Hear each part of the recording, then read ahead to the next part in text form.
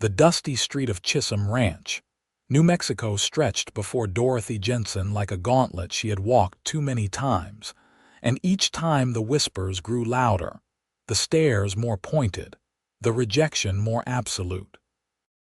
She pulled her worn shawl tighter around her shoulders, despite the afternoon heat of July 1882. Her 38 years sitting heavy on her soul as she watched another young woman, barely 20, accept a marriage proposal outside the general store to the cheers of onlookers. Dorothy had arrived in Chisum Ranch 6 months ago with hope burning in her chest and $50 sewn into the lining of her traveling bag. She had answered an advertisement for women willing to relocate west, women who could cook and clean and help build a life in the growing territories. What the advertisement had not mentioned was that the men seeking wives wanted girls fresh from their parents' homes, not widows who had buried a husband back in Ohio and spent years running a boarding house alone. The boarding house had been her life for 8 years after Thomas died, her husband taken by pneumonia at just 30 years old. They had never been blessed with children, and after his death, Dorothy had thrown herself into making a living the only way she knew how. She cooked and cleaned for miners and railroad workers, saved every penny, and tried to ignore the loneliness that crept into her bones during the long winter nights. When her cousin wrote from Santa Fe about the opportunities in New Mexico territory, about the ranches and towns springing up where hardworking people could make something of themselves, Dorothy had sold everything and bought a train ticket west. She had not expected to fall in love. She had not expected romance or passion, or even companionship, beyond perhaps a business arrangement with a widower who needed help raising children or managing a homestead. But she had hoped in some small corner of her heart that she might find a place where she belonged, where her age was seen as an asset rather than a burden, where her experience in running a household and managing accounts would be valued. Instead, she had found Chisum Ranch, a town of 300 souls where every unmarried man under 50 had made it clear they wanted a young bride who could give them a large family, someone they could mold to their ways. Dorothy had been introduced to 5 different men in her first month.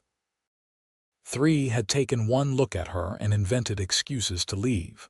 1 had asked her age outright and laughed when she told him. The 5th had been kind enough, but had married a 19-year-old girl from Texas 2 weeks later. The matrons of the town were no better. They saw Dorothy as competition for their daughters and nieces, or worse, as a cautionary tale of what happened to women who did not secure a husband young. Mrs. Patterson, the banker's wife, had actually told Dorothy to her face that she should return east and accept her spinsterhood with dignity rather than embarrassing herself chasing after men who wanted real futures. Dorothy walked past the general store now, keeping her eyes forward, her back straight. She had learned not to let them see her cry. She had learned to save her tears for the small room she rented above the seamstress shop, where Mrs. Chen, the Chinese widow who owned the business, was the only person in town who treated her with consistent kindness. "Miss Jensen," a voice called, and Dorothy turned to see Reverend Miller approaching. Her heart sank. The Reverend was a good man, truly, but he had made it his mission to help her see reason, as he put it. "Reverend," she said, managing a small smile. "I have been meaning to speak with you," he said, falling into step beside her. His round face was creased with concern that seemed genuine, which somehow made it worse. "Mrs. Patterson mentioned you inquired about the teaching position at the school." "I did." Dorothy had thought perhaps if she could not find a husband, she could at least find useful work. She had education enough, more than most. Her father had been a schoolteacher back in Pennsylvania, and she had helped him before she married. I am afraid the school board has decided to offer the position to Miss Carolyn Watts. She is only 22 and has just completed her training at the normal school in St. Louis. The Reverend's voice was gentle, but the words still stung. I see. Dorothy kept walking, kept her voice level. Miss Jensen, I wonder if perhaps you might consider that God has other plans for you. You have means enough to return east, to perhaps join a charitable organization or assist your family. He paused, then added, There is no shame in accepting that some seasons of life have passed. Dorothy stopped walking and turned to face him fully. The anger that had been building for months suddenly bubbled up, hot and fierce. Reverend Miller, I am 38 years old, not 80. I have my health, my faculties, and my strength. I can work as hard as any woman in this town, harder than most. I can cook for 50 men without breaking a sweat. I can balance accounts down to the penny. I can nurse the sick and organize a household and do 100 other useful things. The only season that has passed is the one where I am willing to be told I am worthless, because I have the audacity to have lived long enough to know my own mind. The Reverend's eyes widened slightly. Dorothy had been unfailingly polite until now, swallowing every slight, every rejection. But something in her had finally broken, or perhaps finally strengthened. I did not mean to suggest you are worthless, he said quietly. Did you not? Dorothy's voice shook slightly, but she pressed on. Then what did you mean? That I should slink away in shame because I am not a dewy young girl who will simper and agree with everything a man says. I have been patient, Reverend. I have been kind. I have tried to fit myself into the shape this town demands. But I am done apologizing for having lived a full life before I came here. She did not wait for his response. She turned on her heel and walked away, her heart pounding so hard she could hear it in her ears. She expected to feel ashamed of her outburst, but instead, she felt oddly liberated. If they were going to reject her anyway, she might as well stop pretending to be something she was not. Dorothy made her way to the edge of town where the buildings gave way to scrubland, and the mountains rose purple in the distance. She often came here when the walls of her small room felt too close, when the weight of her situation threatened to crush her. She sat on a flat rock that had become her thinking spot and looked out at the vast New Mexico landscape. She was so lost in thought that she did not hear the horse approaching until it was quite close. She turned, startled, and saw a man dismounting from a sturdy bay gelding. He was tall, lean, with dark hair that needed cutting and several days' worth of stubble on his jaw. His clothes marked him as a working cowboy, worn but well-maintained, and he moved with the easy grace of someone who spent more time in the saddle than on foot. "Did not mean to startle you, madam," he said, touching the brim of his hat. His voice was deep, with a slight drawl that suggested Texas origins. "Just stopping to water my horse at the creek yonder." "Of course," Dorothy said, preparing to leave. She was in no mood for company, especially male company. "You are welcome to stay," the cowboy said quickly. "I am the intruder here. You were here first." He led his horse past her toward the small creek that ran along the base of the rocks, and Dorothy found herself staying, curiosity getting the better of her desire for solitude. She watched as he let the horse drink, his hands gentle on the reins, his movements efficient but unhurried. There was something peaceful about him, she thought. Something settled. "I have not seen you in town before," Dorothy said, surprising herself by initiating conversation. The cowboy looked up and smiled. It transformed his face, softening the hard lines and making him look younger. Dorothy guessed he was perhaps 35, though it was hard to tell with men who worked outdoors. "Just rode in today. Name is Dalton Greer. I am here to meet with John Chisum about work." "The ranch," Dorothy said, nodding. John Chisum's cattle operation was the reason the town existed, sprawling across thousands of acres. "You are a cattleman?" "Yes, madam, been working ranches since I was 14 years old." Heard Chisum might be looking for an experienced foreman. He tied his horse loosely to a scrubby tree and walked back toward Dorothy, stopping a respectful distance away.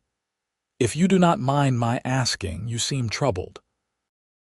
"I do not mean to pry, but you look like you could use someone to tell you it will be all right, whatever it is." Dorothy laughed, but it was a bitter sound. "I appreciate the sentiment, Mr. Greer, but I am not certain it will be all right." "Dalton," he corrected gently. "And things have a way of working out. I have found that to be true more often than not." "Are you always this optimistic?" Dorothy asked, studying him more closely. His eyes were brown, she noticed, warm and steady. "Not always," Dalton admitted, "but I try to be. Life is hard enough without borrowing trouble." He hesitated, then added, "I lost my wife and daughter to scarlet fever 4 years back. There was a time I did not think I would survive it. But here I am, still breathing, still working, still finding reasons to get up in the morning." Dorothy's irritation melted away, replaced by sympathy. "I am sorry for your loss. Thank you." Dalton looked out at the mountains, his expression distant. "Emma was 26. Our daughter, Sarah, was just 3. It happened fast. They were both gone within a week." He was quiet for a moment, then turned back to Dorothy. "I am telling you this not to make you feel sorry for me, but to say that I understand trouble, and I understand feeling like the world has no place for you anymore." "The world has plenty of places for you," Dorothy said softly. "You are a man with a trade. You can go anywhere, do anything. It is different for women, especially women who are considered past their prime." Dalton frowned slightly. "Past their prime? You cannot be more than 35. 38. Dorothy waited for the change in his expression, the subtle withdrawal that always came when men learned her age. Instead, Dalton just nodded. "A good age. Old enough to know what you are about, young enough to have plenty of years ahead." He sat down on another rock, making it clear he was settling in for conversation. "Let me guess. The town has been unkind." Dorothy found herself telling him everything. About her hopes in coming west, about the rejections, about the school board choosing a younger woman, about Reverend Miller's suggestion that she give up and go back east.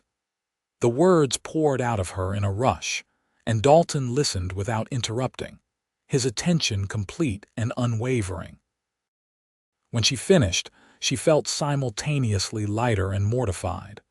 "I apologize," she said quickly.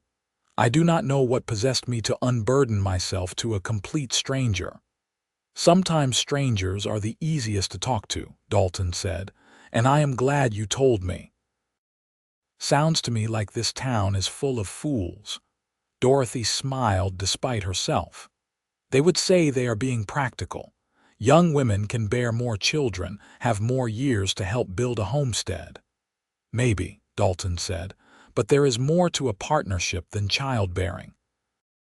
There is companionship, shared work, understanding. A woman with experience running a household, managing accounts, dealing with difficult situations, that is worth gold. Any man who cannot see that is a fool, like I said. You are kind to say so. I am not being kind, I am being honest." Dalton leaned forward, his elbows on his knees, his expression earnest. "My Emma was young when we married, just 18.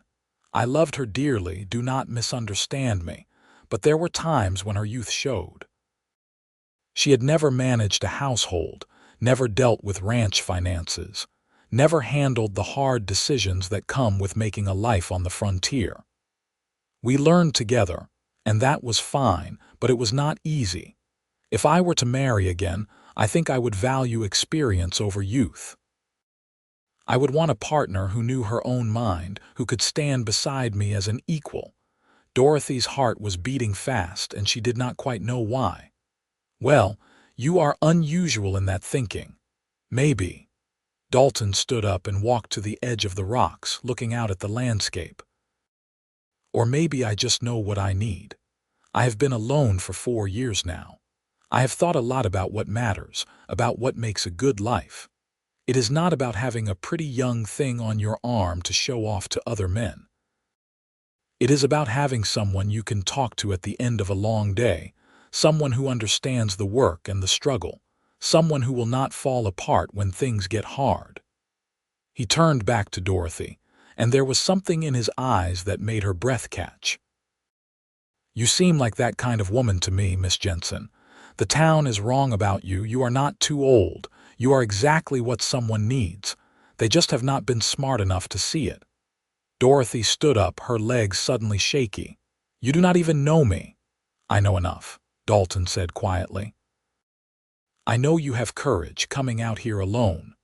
I know you have strength, surviving the loss of your husband and building a business on your own. I know you have pride, not letting this town beat you down. Those are the things that matter.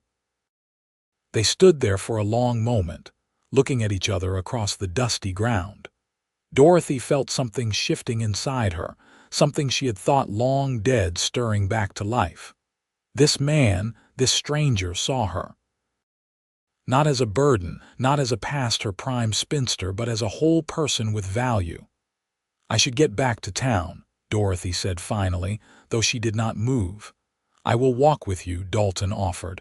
If that is acceptable. It is acceptable. They walked in comfortable silence for a while, Dalton leading his horse. The sun was lower now, painting the sky in shades of orange and pink. As they neared the town proper, Dorothy became aware of eyes on them. News would spread quickly that the new stranger had been seen with her. I do not want to damage your prospects, Dorothy said quietly. If you are seen with me too much, the town will assume things, and it might affect your position with Mr. Chisum. Dalton stopped walking and turned to face her. Miss Jensen, I appreciate your concern, but I make my own decisions about who I spend time with. If being seen with you damages my prospects, then those prospects were not worth having. Dorothy felt tears prick at her eyes. You really do not care what they think, do you? No, madam. I stopped caring what other people think about my personal life when I was 20 years old, and it has served me well. He smiled at her again, that transformative smile. Besides, I have a feeling that getting to know you will be worth any amount of town gossip. They parted ways at the seamstress shop, Dalton promising to call on her the next day if his meeting with John Chisum went well. Dorothy climbed the stairs to her room in a daze, her mind spinning with everything that had happened. Mrs. Chen was in her workroom when Dorothy passed, and the older woman looked up with knowing eyes. You have met someone, she said in her accented English. How did you know? You are smiling. First time in many weeks. Mrs. Chen set down her needle. He is good man, I think so, Dorothy said. But I only just met him. It is too soon to know anything. Sometimes the heart knows quickly, Mrs. Chen said. My husband I knew in one day. We had 50 good years together. Her expression grew sad for a moment, then cleared. You deserve good man, Dorothy. Do not let this town make you think otherwise. That night, Dorothy lay in bed unable to sleep, replaying every moment of her conversation with Dalton.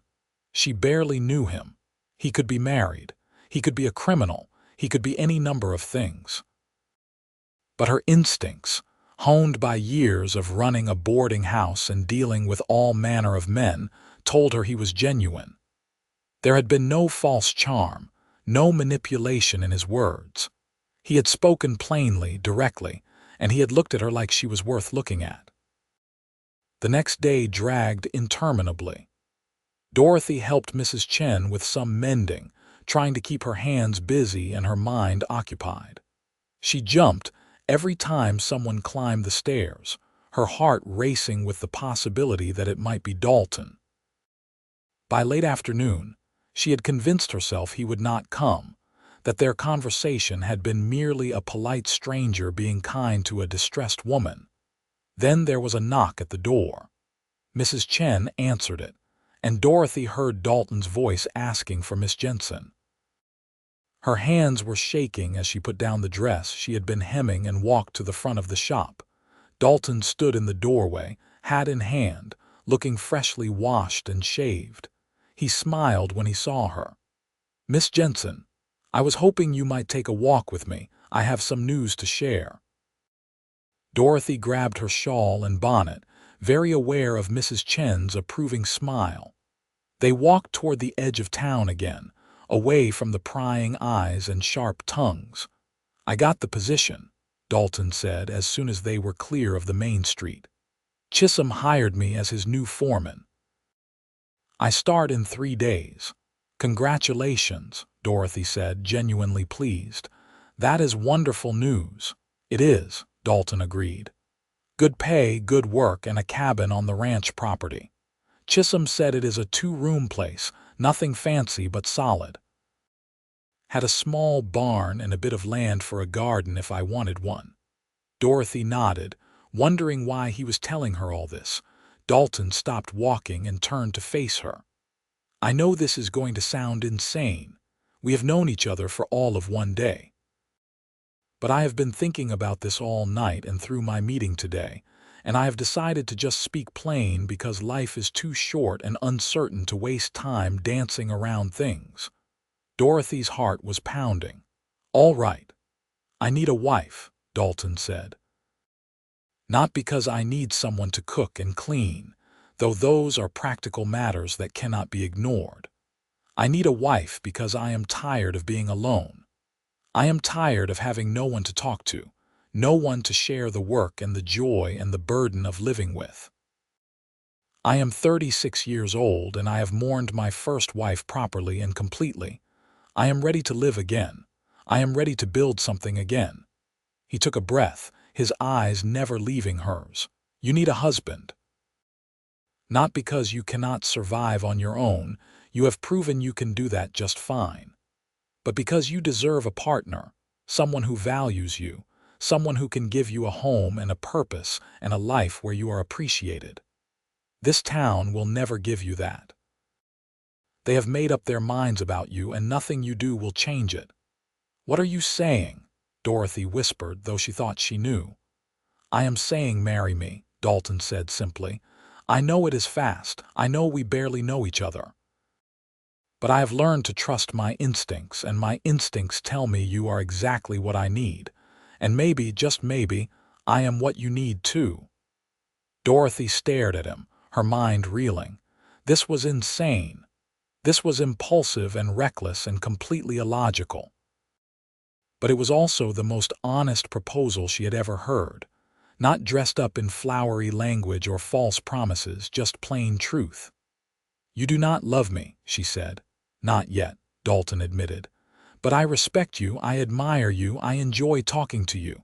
Love can grow from that. It is a better foundation than some marriages start with. Your first wife, you loved her." "I did. Very much. But that was a young love, a first love. I am not that young man anymore, and I am not looking to replace Emma. I am looking to build something new with someone different. You would not be her shadow. You would be yourself, fully and completely." Dorothy's mind was spinning with 1,000 thoughts. The practical part of her brain was listing all the reasons this was a terrible idea. But another part, the part that had been slowly dying under the weight of this town's rejection, was suddenly blazing back to life. "I need time to think," she said. "Of course," Dalton said immediately. "I am staying at the boarding house on Main Street for the next 3 days before I move to the ranch. Think it over. Take whatever time you need. But Dorothy, if I may call you that, please do not let fear make this decision for you. Do not let what other people think matter more than what you know in your gut to be right." He was the first person to use her Christian name since she had arrived in Chisum Ranch. And somehow that small intimacy, meant more than all the flowery speeches she had heard from the men who had courted her in her youth. That night, Dorothy lay awake again, but this time her mind was working through the practical realities of Dalton's proposal. She did not love him, it was true, but she had learned the hard way that love was not always enough. Her marriage to Thomas had been a love match, and while she had been happy, they had struggled terribly in the early years because neither of them had really known what they were doing. Thomas had been a dreamer, full of big ideas and grand plans, but short on practical knowledge. She had been young and inexperienced, unable to manage the household finances or deal with the harsh realities of frontier life. They had learned together, grown together, and eventually built something good. But it had been hard. Dalton was offering something different. A partnership based on mutual respect and practical need, with the possibility of love growing over time. He was established in his work, knew what he wanted, and was honest about what he could offer. And she, in turn, knew herself now. She knew her strengths and her limits. She knew what she needed in a partner, and it was not romance and passion. It was steadiness, honesty, and respect. By morning she had made her decision. She found Dalton at the boarding house, eating breakfast in the common room. When he saw her, he stood immediately, his expression hopeful but cautious. "Can we talk outside?" Dorothy asked. They stepped onto the porch, away from curious ears. Dorothy had rehearsed what she wanted to say, but now that the moment was here, the words came out in a rush. "I will marry you, but I have conditions." Dalton's face broke into a wide smile. "Name them." "I need to know that you will treat me as an equal partner, not just in word but in deed. I need to have a say in decisions about our household, our finances, our future. I have been on my own too long to be treated like a child or a servant." "Agreed," Dalton said without hesitation. "I want a partner, not a subordinate." "I cannot promise you children," Dorothy continued. "Thomas and I tried for years and nothing came of it. I may be barren, or it may have been him, but either way, you need to know that I might never give you sons or daughters." Dalton nodded slowly. "I will not lie and say that does not sadden me. I loved being a father and I grieve what I lost. But I have made my peace with the possibility of not having children again. If it happens, I will be grateful. If it does not, I will accept that. You are enough on your own, Dorothy. I am not marrying you to get children. I am marrying you to get you." Dorothy felt tears welling up and blinked them back. "I need time to learn to love you. I will be a faithful wife in every way, but my heart may take time to catch up with my head." "I understand," Dalton said gently. "I am in the same position. We will learn together." "Then yes," Dorothy said. "I will marry you." Dalton reached out and took her hand the first time he had touched her. His hand was calloused and warm, and he held hers gently, as if it were something precious. "You have made me very happy, Dorothy. I promise I will do everything in my power to make sure you do not regret this." They were married 3 days later by Reverend Miller, who looked deeply disapproving, but could find no legitimate reason to refuse them. The ceremony was simple, held in the small church with only Mrs. Chen and John Chisum himself as witnesses. Chisum had taken an immediate liking to Dalton and had insisted on attending, and his presence lent a certain legitimacy to the proceedings that helped quiet some of the town gossip. Dorothy wore a simple blue dress that Mrs. Chen had helped her alter, and Dalton wore his best clothes, which were still the clothes of a working man but clean and pressed. When Reverend Miller asked if anyone objected to the union, Dorothy held her breath, half expecting someone to stand up and protest. But the church remained silent and the ceremony proceeded. When Dalton kissed her at the end, it was brief and chaste, a formal seal on their vows. But his eyes were warm when he pulled back, and he squeezed her hand gently, a private communication between just the two of them. The ranch cabin was indeed small and simple, but it was clean and well built, with a good roof and solid walls. Dalton had spent the previous 2 days preparing it for her arrival, cleaning thoroughly and stocking the larder with basic supplies. There was a bedroom with a real bed frame and mattress, a main room with a cookstove and table, and a loft space that could be used for storage or eventually a child's room if needed. Dorothy stood in the middle of the main room, looking around at what was now her home, and felt a strange mixture of emotions. Relief that she had escaped the judgment of the town, anxiety about what she had just committed to, and underneath it all, a small flame of hope that maybe, just maybe, this could work. "I know it is not much," Dalton said from the doorway. He had been carrying in her trunk and few belongings. "But we can make it better over time." "It is fine," Dorothy said honestly. "I have lived in much worse." That first evening was awkward, both of them dancing around each other, unsure of how to be together in this new configuration. Dalton had to report to Chisum early the next morning, so they ate a simple supper of bread and cheese and turned in early. The marriage bed loomed large in both their minds, Dorothy knew. They had not discussed the physical aspects of their arrangement, both of them too practical and too shy to address it directly. But now it could no longer be avoided. Dalton cleared his throat as Dorothy began unpinning her hair. "I want you to know that I have no expectations tonight, or any night until you are ready. We have committed to this marriage, and I intend to honor all aspects of it eventually, but there is no rush. We need to build trust first." Dorothy turned to look at him, surprised and grateful. "Thank you. I appreciate that. I have not been with anyone since my husband died, and that was 10 years ago. I am nervous."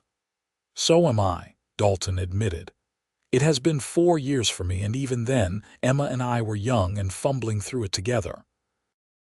I am not some experienced rake who knows all the secrets. I am just a man trying to do right by his wife." The honesty of his words eased something in Dorothy's chest. She finished unpinning her hair and braided it loosely, very aware of Dalton's eyes on her. "Perhaps we could just sleep beside each other for now. Get used to sharing a bed without the pressure of anything more." "That sounds wise," Dalton said. They lay down on opposite sides of the bed, both still partially dressed, maintaining a careful distance. The awkwardness was almost suffocating at first, but as the minutes ticked by and the cabin settled into nighttime sounds, Dorothy found herself relaxing. Dalton's breathing was steady and even, and there was something comforting about another human presence after so many nights alone. "Dalton," she said softly into the darkness. "Yes? Thank you for seeing me, for choosing me. I know this is unusual, but I think it might be good. I think we might be good together."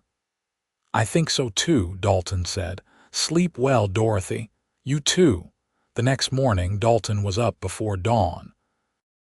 Dorothy woke to the smell of coffee and found him already dressed in his work clothes. "I have to ride out with the men today," he said. "We are moving cattle to the north pasture.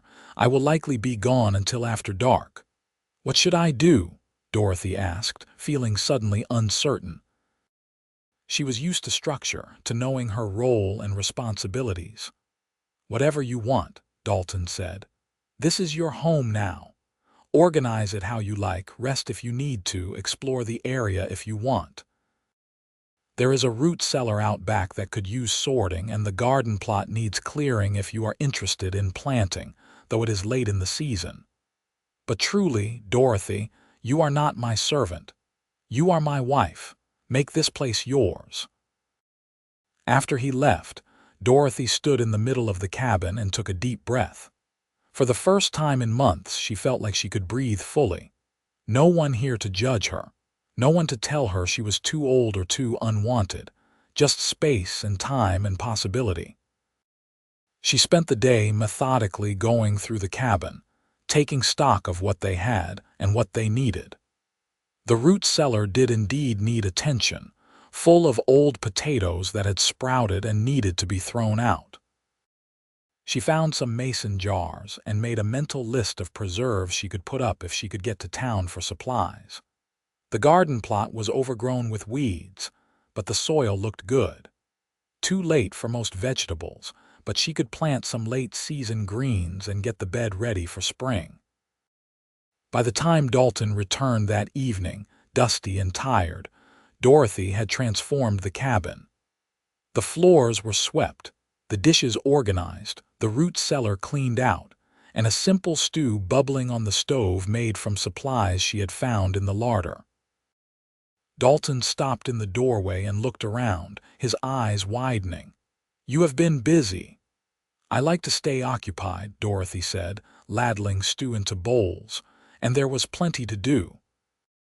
They ate together, and Dalton told her about his day, about the cattle and the men he was supervising and the challenges of the work. Dorothy listened, asked questions, and offered observations based on her own limited experience with livestock from her boarding house days. It felt natural, this sharing of the day's events, this simple companionship.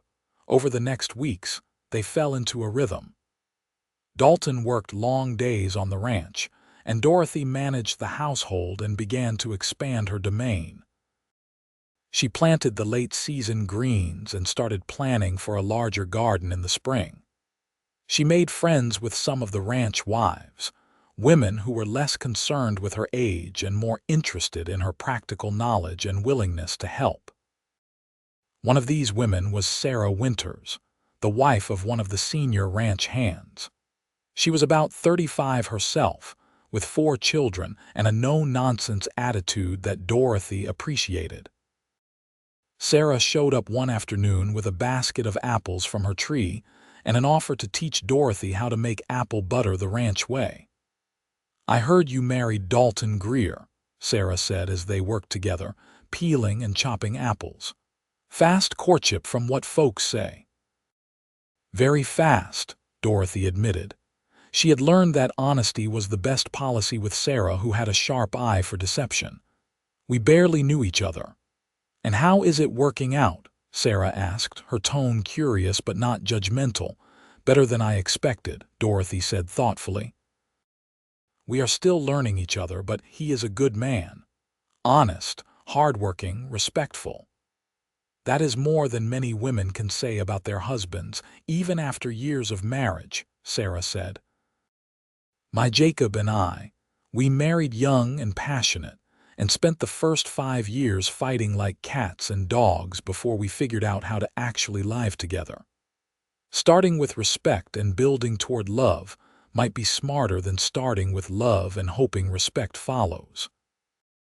Dorothy had not thought about it that way, but Sarah's words made sense. She and Dalton were building something solid, brick by brick. They talked more easily now, shared more. He had started telling her about his childhood in Texas, about his parents who had died when he was young, about the ranches where he had learned his trade. She had told him about her boarding house, about the characters who had passed through, about the satisfaction of building a business on her own. And slowly, carefully, they were becoming comfortable with physical affection. A hand on the shoulder in passing. Sitting close together on the porch in the evening. Eventually, a brief kiss goodnight before sleep. Nothing rushed, nothing forced, just a gradual easing into intimacy. 2 months into their marriage, Dorothy woke in the middle of the night to find Dalton sitting up in bed, his head in his hands. She could hear his ragged breathing and knew immediately he was crying. "Dalton," she said softly, sitting up beside him. "I am sorry," he said, his voice thick. "I did not mean to wake you." "What is wrong?" He was silent for a long moment, then said, "Today is Sarah's birthday, my daughter." She would have been 8 years old. Dorothy's heart ached for him. She had seen his grief in small moments over the past weeks, a distant look in his eyes sometimes, a careful avoidance of certain topics. But this was the first time he had broken down in front of her. "Tell me about her," Dorothy said gently, and he did. For the next hour, Dalton talked about his daughter, about her love of horses, about the way she had laughed, about the games they had played together. He talked about his wife Emma, too, about their life together, about the fever that had taken them both. He cried, and Dorothy held him, offering no platitudes, just her presence and her witness to his pain. When he finally exhausted himself and lay back down, he pulled Dorothy close for the first time, holding her against his chest. "Thank you," he whispered, "for listening, for not trying to make it better, for just being here." "Always," Dorothy said, and meant it. That night marked a turning point. Dalton had let her see his deepest pain, his most vulnerable self, and she had not flinched or pulled away. In turn, she found herself opening up more, telling him about the loneliness of her widowhood, about the failure and shame she had felt at not being able to conceive, about her fear that she was unlovable because she was not young and fresh anymore. "You are not unlovable," Dalton said fiercely. "You are amazing. You are strong and capable and smart and kind. Any man who cannot see that is a fool." "You see it," Dorothy said softly. "I do. And I am grateful every day that you chose me, that you took a chance on this crazy arrangement." Dorothy kissed him then, really kissed him for the first time, and felt heat bloom through her body. Dalton responded carefully at first, then with growing passion, his hands coming up to frame her face. "Are you sure?" he asked, pulling back slightly. "I am sure," Dorothy said. Their lovemaking that night was tender and slow, both of them rediscovering intimacy after long years alone. It was not perfect or practiced, but it was real and honest and full of genuine feeling. Afterward, lying tangled together in the sheets, Dorothy felt tears on her cheeks. "Did I hurt you?" Dalton asked immediately, concerned. "No," Dorothy said. "I am just happy. I did not think I would ever feel this again. Wanted, cherished." "You are both those things," Dalton said, kissing her forehead. "And more." As autumn progressed into winter, Dorothy and Dalton's marriage deepened. They worked together on the homestead, preparing for the cold months ahead. Dalton built an addition to the chicken coop, and Dorothy acquired laying hens from Sarah. They put up preserves together, Dalton helping with the heavy lifting while Dorothy managed the actual canning. They went to town together on Saturdays, and Dorothy held her head high, her hand in Dalton's, no longer caring what the townspeople thought of her. Some of the attitudes had shifted, she noticed. The ranch wives had accepted her, and their influence carried weight. Mrs. Patterson still sniffed when Dorothy passed, but others had started greeting her civilly, even warmly. Reverend Miller had even approached her once to say he was glad things had worked out, but the greatest change was in Dorothy herself. She no longer needed the town's approval. She had built a life outside their judgment, with a man who valued her exactly as she was. The bitterness and hurt that had been eating at her had transformed into a quiet confidence. In December, John Chisum threw a Christmas party for all his ranch employees and their families. It was held in the largest barn, cleaned and decorated for the occasion. There was food and music and dancing, and Dorothy found herself swept up in the festivities. She danced with Dalton, his arms strong around her waist as they moved to a fiddle tune. She danced with some of the other ranch hands, friendly and avuncular. She talked with the women, sharing recipes and stories, and she realized with a start that she was happy. Genuinely, deeply happy. "What are you thinking about?" Dalton asked as they took a break from dancing, sipping cups of hot cider. "I am thinking that I am glad I came west," Dorothy said. "Even with all the hardship and rejection, it led me here, to you, to this life." Dalton pulled her close and kissed her, not caring who saw. "I am glad too." "You are exactly what I needed, Dorothy Greer." "Exactly." Winter was hard, as winters in New Mexico could be. There were blizzards that kept them snowed in for days and bitter cold that made even simple chores a challenge. But there was also a coziness to it. The two of them huddled together in their small cabin, reading by lamplight, talking for hours, making love under piles of quilts. Dorothy taught Dalton to play chess, using a set her father had given her long ago. Dalton taught Dorothy to whittle, his patient hands guiding hers as she learned to shape wood into simple forms. They were building a life together, full of small rituals and private jokes and shared history. In February, Dorothy realized her monthly courses were late. She tried not to get her hopes up, having been through this disappointment before. But when another week passed and then another, she allowed herself to wonder. She told Dalton one evening after supper, her hands twisting nervously in her apron, "I might be with child. I am not certain yet, but the signs are there." Dalton's face went through a series of emotions so quickly she could not track them all. Shock, hope, fear, joy.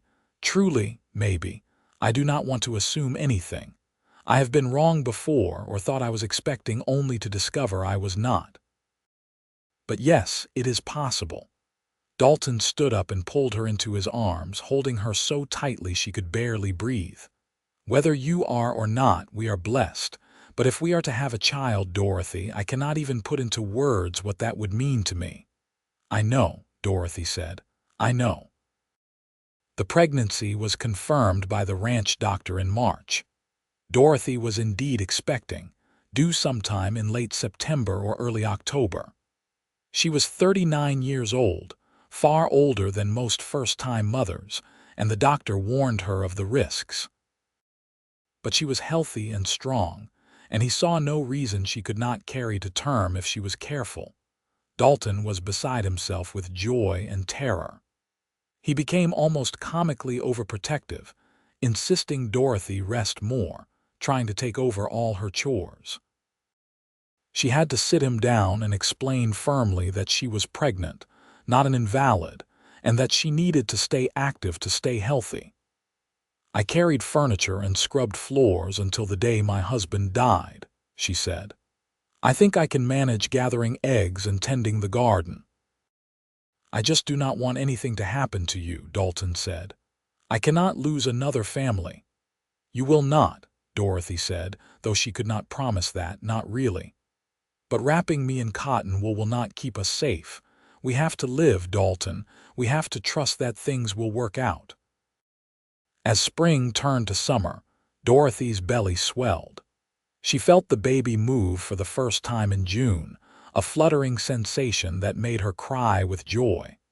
When she took Dalton's hand and placed it on her stomach so he could feel too, she saw tears in his eyes. "Hello, little one," he whispered to her belly. "Your papa is waiting to meet you." Sarah came by regularly to check on her, bringing supplies and advice from her own 4 pregnancies. "You are doing well," she said approvingly. "Better than I did with my first." "Of course, I was only 19 and did not have the sense God gave a goose. You know what you are doing." "I am terrified," Dorothy admitted. "Every mother is," Sarah said. "But you are strong. You will be fine." The summer was brutal, the heat oppressive, and Dorothy's pregnant body struggled with it. Dalton set up a cot in the coolest part of the cabin and made sure she had plenty of water. He worked shorter days when he could, coming home to check on her, bringing her treats from town when he went in for supplies. In September, as Dorothy's due date approached, Dalton arranged for Sarah to stay with them. He was terrified something would go wrong, that history would repeat itself, and he would lose another wife and child. Dorothy could see the fear in his eyes, could feel his tension whenever she so much as winced. "Talk to me," she said one evening as they sat together on the porch. Her back ached and her feet were swollen and she was thoroughly done being pregnant, but she could see Dalton needed to voice his fears. "What if something happens?" he said quietly. "What if I lose you? I could not survive it, Dorothy. Not again." "You could," Dorothy said gently. You are stronger than you know, but nothing is going to happen.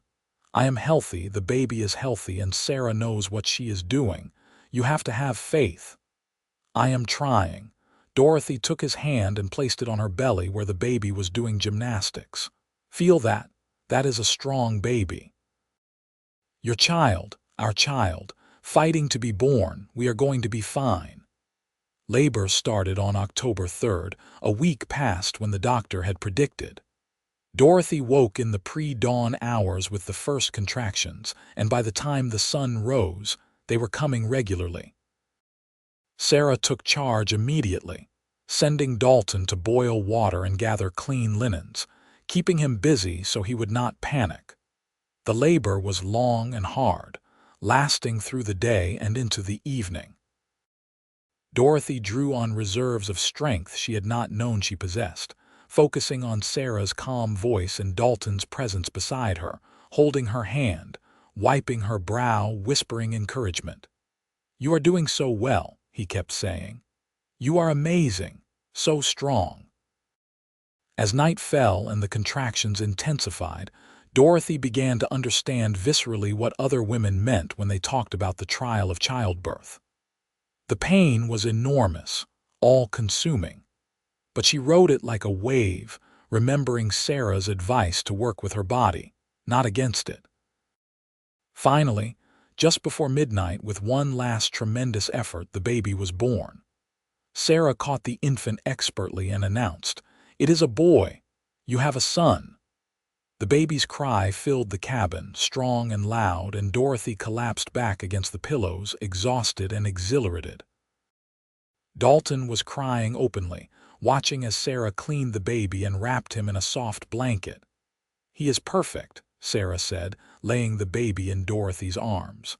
10 fingers, 10 toes, good strong lungs. Well done, Mama." Dorothy looked down at her son, this tiny miracle, and felt her heart expand in a way she had never experienced. He had Dalton's dark hair and a serious little face, his eyes squinting in the lamplight. She had never thought to have this, had mourned the children that never came. And now here he was, real and solid and hers. Dalton knelt beside the bed, his hand gentle on the baby's head.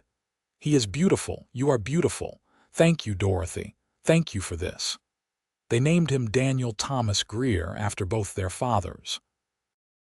Daniel quickly became Danny, a squalling bundle of energy who demanded constant attention. Dorothy was exhausted in a way she had never been before, but it was a good exhaustion, earned through the care of her child. Dalton was a devoted father from the start, getting up in the night to bring Danny to Dorothy for feeding, changing diapers without complaint, walking the floor with the baby when he was fussy. Dorothy would watch him sometimes, this strong cowboy cradling their tiny son so carefully, singing off-key lullabies, and felt her love for him deepen even further. "I did not think I could love you more than I already did," she told him one night as they sat together, Danny asleep in her arms.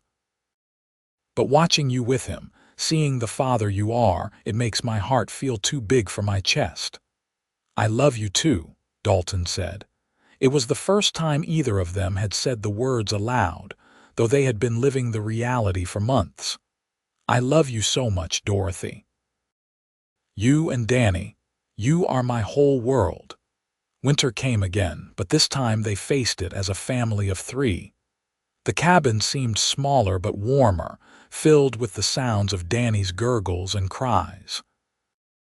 Dorothy was grateful for the experience she had gained running the boarding house, the organizational skills that helped her manage an infant while also maintaining the household. She was older than most new mothers, true, but that age brought competence and confidence. In spring, as Danny grew from a newborn into a chubby, smiling baby, Dorothy and Dalton expanded their homestead. They built a larger chicken coop and acquired more hens.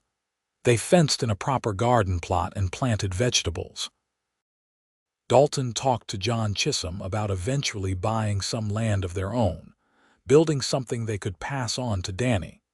The town's attitude toward Dorothy had completely shifted. Where before she had been too old and unwanted, she was now Dalton Greer's capable wife, the woman who ran an efficient household and had given birth to a healthy child at 39 years old. Some of the younger women even sought her advice now, recognizing her experience as valuable. Mrs. Patterson actually approached her after church one Sunday. "Mrs. Greer, I wanted to apologize for my behavior when you first arrived in town. I was unkind and I am sorry." Dorothy was so surprised she almost did not know what to say. "I appreciate that, Mrs. Patterson. I have watched you over these past 2 years," the older woman continued. "You have built a good life here, a good family. I was wrong about you." It would have felt more satisfying if Dorothy still cared about the woman's opinion, but she had moved beyond needing approval from the townspeople. Still, it was nice to be recognized, to have the rejection acknowledged as unjust. "Thank you," Dorothy said simply. "I appreciate your words." That summer, when Danny was 9 months old and pulling himself up on everything, trying desperately to walk, Dorothy discovered she was pregnant again. She could hardly believe it. 2 children after years of thinking she would never have any. This time the fear was less, replaced by cautious joy. "We are going to have our hands full," Dalton said, but he was grinning from ear to ear. "We are," Dorothy agreed, "but we can manage." Their daughter was born the following March, an easier labor than Danny had been. She came out squalling indignantly, her face red and scrunched, and Dorothy fell in love instantly. They named her Emma Sarah, after Dalton's first wife and after Sarah Winters, who had once again served as midwife. Dalton cried when Dorothy suggested the name Emma. "Are you certain? I do not want you to feel like you are in her shadow." "I am not," Dorothy said firmly. "Emma was your first love, the mother of your first child. She deserves to be remembered and honored. And our daughter deserves to carry a name with love and history behind it." With 2 small children, life became a beautiful chaos. Danny was walking now, getting into everything, and baby Emma needed constant care. But Dorothy thrived on it. This, she realized, was what she had been meant for all along. Not to be a young bride, but to be a mother and wife with the wisdom and strength that came from living. Dalton had been promoted to ranch manager, a position with more responsibility and better pay. He was able to purchase a section of land adjacent to the Chisum property, and they began building a larger house, one with room for their growing family and whatever the future might bring. On a clear evening in May, as they sat on the porch of their new home watching the sunset, Danny playing in the yard and Emma drowsing in Dorothy's arms, Dalton put his arm around his wife and pulled her close. "You ever think about how we started?" he asked. "How we barely knew each other, how everyone thought we were crazy." "Sometimes," Dorothy said. "It seems like a lifetime ago." "The town rejected you for being too old," Dalton said softly, "but you were exactly what I needed, exactly perfect. I knew it from the moment I met you, sitting on those rocks looking so fierce and determined not to let them break you." "You saved me," Dorothy said. "You saw me when everyone else looked right through me." "We saved each other," Dalton corrected. "We built this together, this life, this family. And I would not change a single moment of it." Dorothy looked around at everything they had created, the home they had built with their own hands, the children they had made together, the love that had grown from respect and partnership into something deep and abiding and true.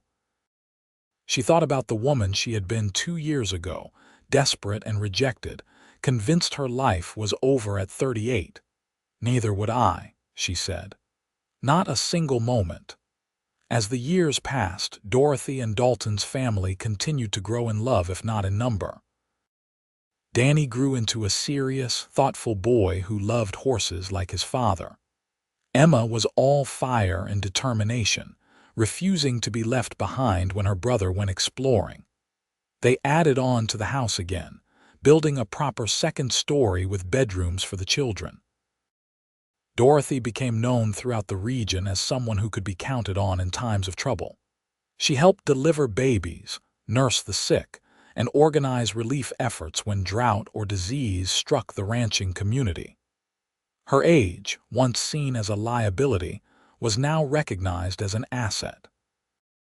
She had the experience and the steady hand that younger women were still developing.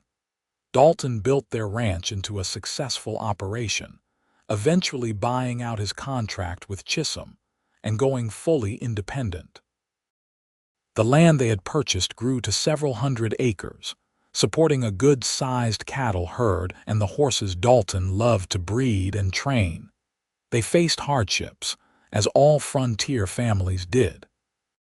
There were droughts that decimated the herd, illnesses that frightened them, accidents that could have been tragic. But they faced everything together, their partnership deepening with each challenge overcome. On their 10th wedding anniversary, Dalton gave Dorothy a beautiful oak rocking chair he had made himself during the winter months, carved with intricate designs of flowers and vines. "For all the years of rocking our babies," he said. "And for all the years of rocking our grandbabies when the time comes." Dorothy ran her hands over the smooth wood, tears in her eyes. "It is beautiful. You are beautiful. This life we have built is beautiful." That evening, after the children were asleep, they sat together on their porch as they had so many evenings before. Dorothy was in her new rocking chair, Dalton in his old one beside her, their hands linked between them. "You remember what you said to me that first day?" Dorothy asked. "That I was exactly what you needed." "I do." "You were exactly what I needed too," Dorothy said. "I just did not know it yet. I thought I needed the town's approval, or a conventional courtship, or some kind of romantic fairy tale. But what I really needed was a partner who saw my worth, who was willing to build something real with me, who loved me not despite my age and experience but because of it." "You gave me a reason to live again," Dalton said quietly. "After Emma and Sarah died, I was just going through the motions. Working, sleeping, existing. You reminded me what it felt like to have a future, to have hope. And then you gave me Danny and Emma and this home and this life. I am the luckiest man alive." Dorothy thought about the woman she had been, standing in the street of Chisum Ranch feeling worthless and unwanted. She thought about all the people who had rejected her, who had told her she was too old, too late, too much of a risk. And she thought about how none of that mattered now, how all of it had led her exactly where she needed to be. "I am the lucky one," she said. They sat together as the stars came out, the New Mexico sky vast and bright above them. Inside the house, their children slept safely. Around them, the land they had worked so hard to build stretched out in all directions. And between them, the love they had grown from a seed of mutual respect, and need had blossomed into something neither of them had dared hope for that day by the creek, when a desperate woman and a grieving man had recognized in each other exactly what they needed. The town had rejected her for being too old. The cowboy had said she was exactly what he needed, and in the end, he had been right. They had both been exactly what the other needed, at exactly the right time, in exactly the right place, and that had made all the difference. As Danny grew into a young man, he showed the same steady character as his father, along with a gift for handling horses that surpassed even Dalton's considerable skill. At 16, he was already helping manage the ranch's horse breeding program, developing a reputation for training mounts that were both spirited and reliable. Emma, at 14, had become an accomplished rider herself, though her true passion lay in the business side of ranching.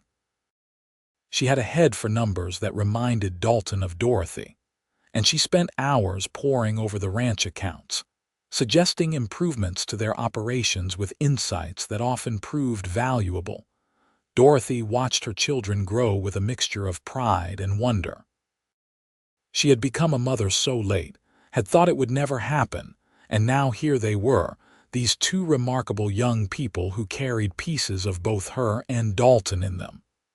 Danny had Dalton's quiet strength and her own thoughtfulness. Emma had her determination and Dalton's courage. The ranch prospered through the 1890s.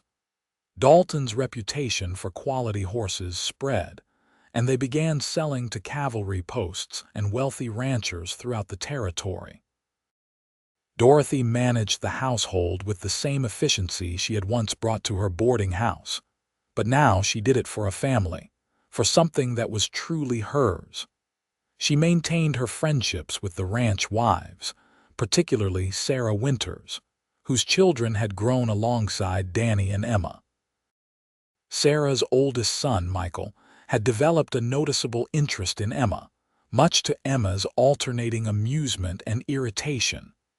"He follows me around like a puppy," Emma complained to her mother one afternoon as they worked together in the kitchen, putting up tomato preserves. "He is a good young man," Dorothy said mildly, "and he clearly thinks highly of you." "I am 14, Mama. I am not interested in boys yet." "Yet," Dorothy repeated with a smile. "That is the important word. You have time, my darling. Never let anyone rush you into anything, but do not close your heart to possibilities either." Emma looked at her mother with curiosity. "You and Papa, your courtship was different, was it not? The other children at school, their parents all have stories about long courtships and romantic proposals.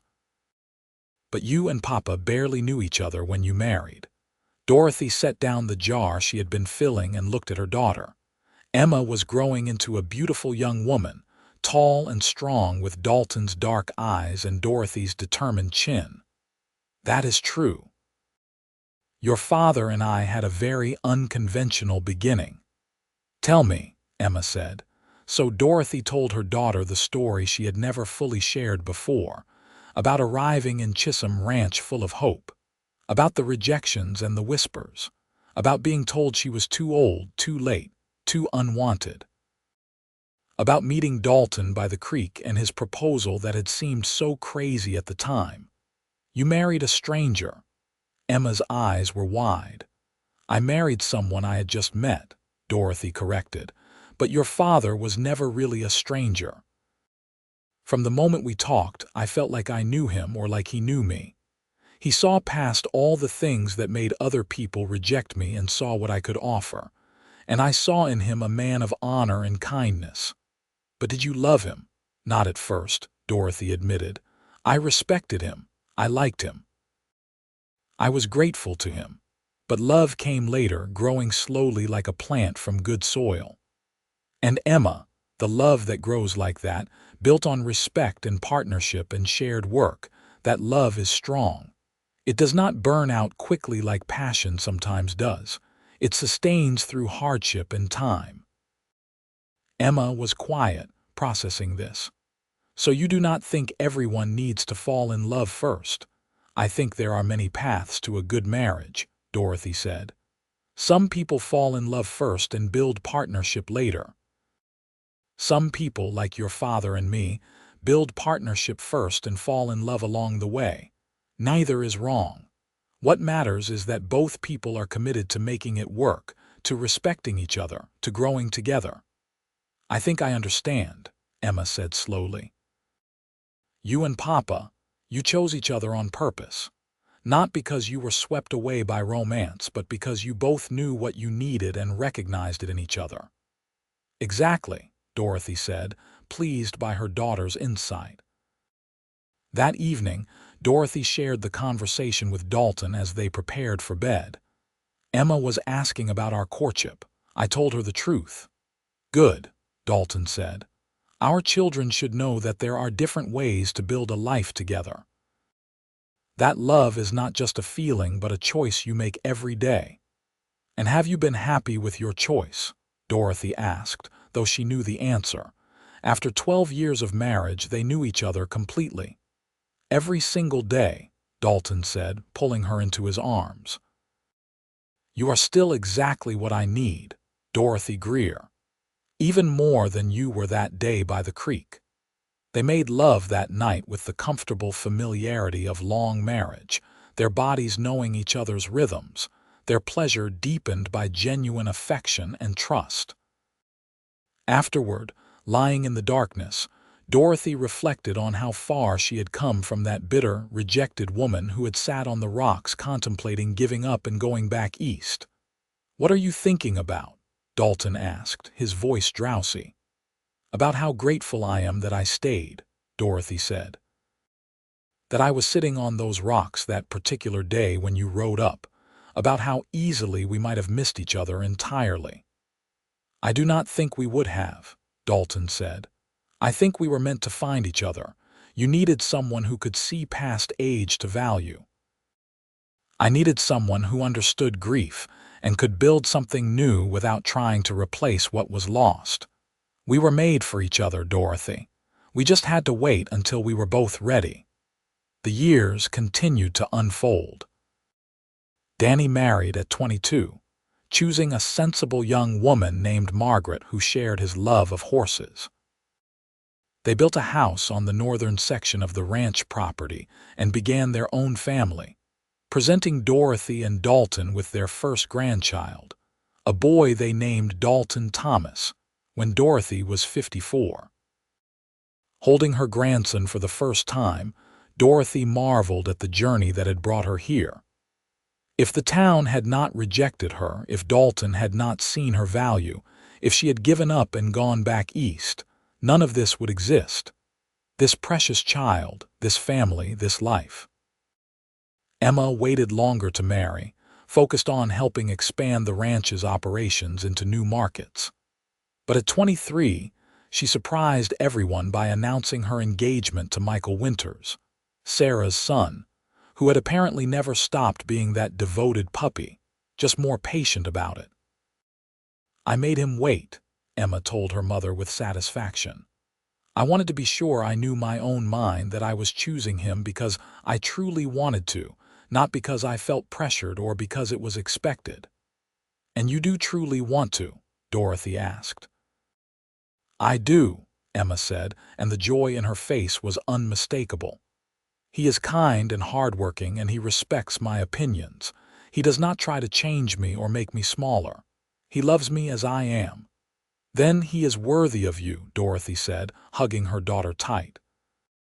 The wedding was a large affair, with the whole ranch community celebrating. Dorothy watched her daughter marry, looking radiant in a dress they had sewn together, and felt the sweet ache of a mother watching her child step into a new phase of life. Dalton cried during the ceremony, not even trying to hide it. "Our baby girl," he whispered to Dorothy. "Not a baby anymore," Dorothy whispered back, "but always ours." As Dorothy entered her late 50s and then her 60s, she began to slow down physically, though her mind remained sharp. Dalton had developed a limp from an old injury that troubled him more as he aged, but he still rode out most days, supervising the ranch operations with Danny. They had become the patriarch and matriarch of a sprawling family. Danny and Margaret had 4 children. Emma and Michael had 3. The ranch house was always full of grandchildren, their laughter and energy keeping Dorothy young in spirit even as her body aged. One summer evening when Dorothy was 62, the whole family gathered for dinner, 3 generations around the big table Dalton had built years ago. Dorothy looked around at all these people, these lives that existed because she had been brave enough to marry a stranger, because Dalton had been wise enough to see her value.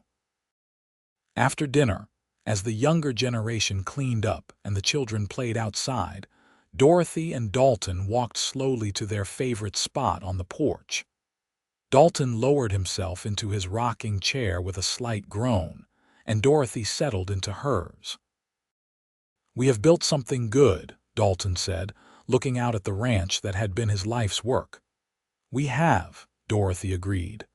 "I have been thinking," Dalton said carefully, "about making it official, transferring the ranch to Danny and Emma. We have enough set aside to live comfortably.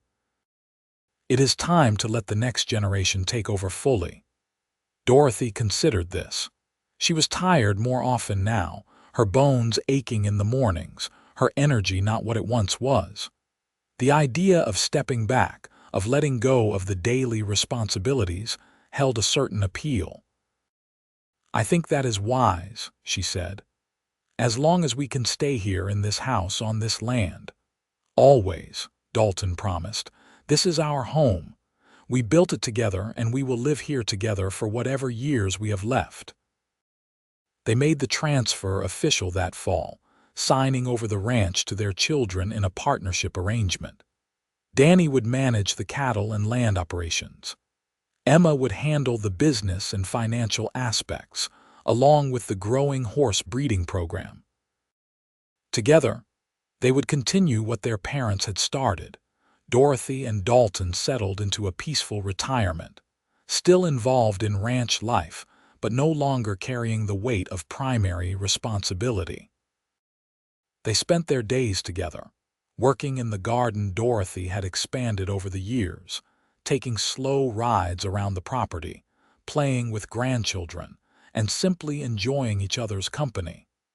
On their 20th wedding anniversary, their children organized a celebration. The whole ranch community came, many of them remembering the unlikely marriage that had started it all. Reverend Miller, now quite elderly himself, made a toast. "20 years ago, I married this couple with significant doubts," he admitted. "They barely knew each other. She was considered too old by many in the town. It seemed like a recipe for disaster. But I have watched them over these 2 decades build something remarkable. They have shown all of us that love is not just a feeling but a choice, a commitment, a daily practice of respect and partnership." Dorothy and Dalton Greer, you have been an example to this community of what marriage can be at its best. There were cheers and applause. Dorothy and Dalton stood together, his arm around her waist, her head leaning on his shoulder. They had both changed so much from those first desperate, lonely people who had met by a creek. But in the ways that mattered most, they were exactly the same, still choosing each other, still building together, still grateful for the day their paths had crossed. As they grew older still, into their 70s, Dorothy and Dalton's world gradually contracted. They no longer took long rides but still walked together daily around the garden. They spent hours on the porch, watching the grandchildren grow into adults themselves, welcoming great-grandchildren into the world. Dorothy's hair had turned completely white, and Dalton's had gone gray and thin. But when he looked at her, Dorothy knew he still saw the woman he had married, just as she still saw the earnest cowboy who had offered her a future when everyone else had written her off. They talked often about their life together, remembering the early days, the building years, the moments of joy and sorrow that had woven their lives together so completely. "You ever regret it?" Dorothy asked one evening. "Marrying me instead of someone younger who might have given you more children, more years?" "Never," Dalton said firmly. "You gave me exactly the life I needed. You gave me Danny and Emma. You gave me partnership and love and purpose. You gave me everything, Dorothy. Everything that matters." As the new century approached, bringing the 1900s with all their promise and change, Dorothy and Dalton faced it together, grateful for every day, every moment, every breath they shared. On a warm September evening in 1902, just after their 24th wedding anniversary, they sat together on their porch as the sun set. Dorothy was 72, Dalton was 69, and they had just returned from Sunday dinner with the family, their children and grandchildren and great-grandchildren filling the big house with noise and love. "That was exhausting," Dalton said with a laugh. But wonderful, Dorothy added. All those lives, all that love, all because we took a chance on each other. Best decision I ever made, Dalton said, taking her hand. Mine too.